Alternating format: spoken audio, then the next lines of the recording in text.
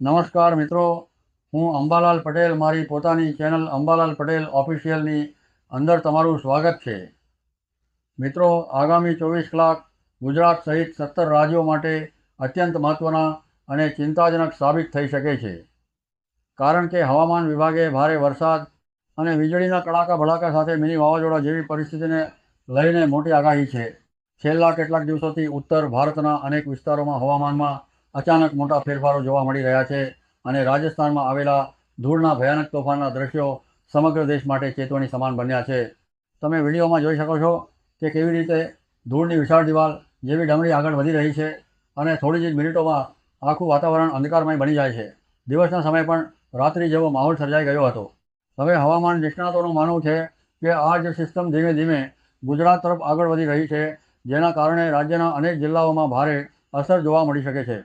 હવામાન વિભાગ તેમજ આગામી દિવસોમાં ભારે વરસાદ અને તોફાની પવનને લઈને ખાસ ચેતવણી જાહેર થઈ છે। ખાસ કરીને ઉત્તર ગુજરાત, મધ્ય ગુજરાત અને પૂર્વ ગુજરાતના વિસ્તારોમાં વધુ સતર્ક રહેવાની જરૂર છે। સાબરકાંઠા, બનાસકાંઠા, અરવલ્લી, પાટણ, મહેસાણા, ગાંધીનગર, અમદાવાદ, દાહોદ, પંચમહાલ, મહીસાગર, વડોદરા, છોટાઉદેપુર અને નર્મદા જેવા જિલ્લાઓમાં ભારે વરસાદ સાથે વીજળીના કડાકા અને જોરદાર પવનો ફૂંકાવાની શક્યતા વ્યક્ત કરવામાં આવી છે। કચ્છ અને સૌરાષ્ટ્રમાં પણ છૂટાછવાયા વિસ્તારોમાં વરસાદી ઝાપટાં અને પવનની અસર જોવા મળી શકે છે, જ્યારે દક્ષિણ ગુજરાતમાં પણ ગાજવીજ સાથે વરસાદની શક્યતા રહેલી છે। હવામાન વિભાગના મોડલ અનુસાર 31મી મે, 1 જૂન અને 2 જૂન દરમિયાન સૌથી વધુ અસર જોવા મળી શકે છે। ખાસ કરીને રાજસ્થાન અને મધ્યપ્રદેશની સરહદને અડીને આવેલા જિલ્લાઓમાં સૌથી વધુ ગંભીર બની શકે છે। અનેક જગ્યાએ ટૂંકા સમયમાં ભારે વરસાદ વરસી શકે છે અને કેટલાક વિસ્તારોમાં વૃક્ષો પડવાની અથવા વીજ પુરવઠા પર અસર થવાની શક્યતા પણ નકારી શકાય નહીં। તેથી ખેડૂતો, પશુપાલકો અને મુસાફરી કરતા લોકો માટે ખાસ સાવચેતી રાખવાની સલાહ આપવામાં આવી રહી છે। આગામી દિવસોમાં પવનની ગતિમાં પણ નોંધપાત્ર વધારો થઈ શકે છે। કેટલાક વિસ્તારોમાં પવનની ઝડપ 40થી 45 કિલોમીટર પ્રતિ કલાક સુધી પહોંચી શકે છે, જ્યારે ગાજવીજ દરમિયાન તેના કરતાં પણ વધુ તેજ આંચકા અનુભવાઈ શકે છે। આ કારણે ખુલ્લા મેદાનોમાં ભમા રહેવાનું ટાળવું અને મોટા વૃક્ષો અથવા વીજ થાંભલાઓથી દૂર રહેવું વધુ સુરક્ષિત રહે છે।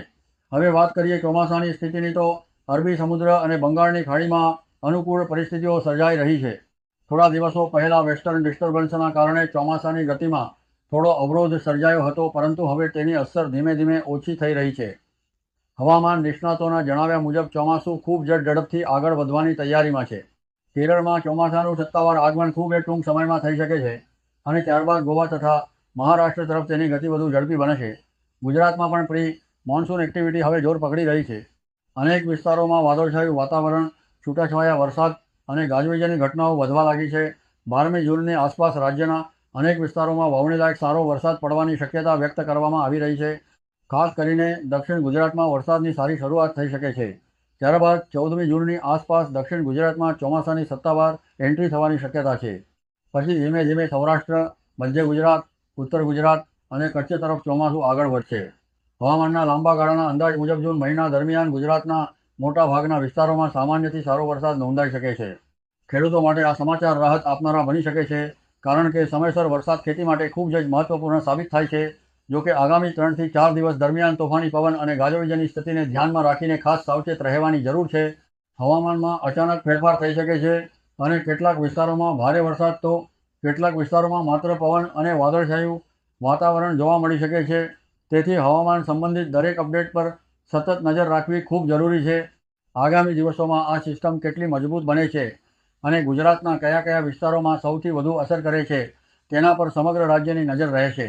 જો તમે પણ તમારા વિસ્તારના હવામાન વિશે સતત અપડેટ મેળવવા માંગતા હો, તો વિડીયો અંત સુધી જરૂર જોતા રહો।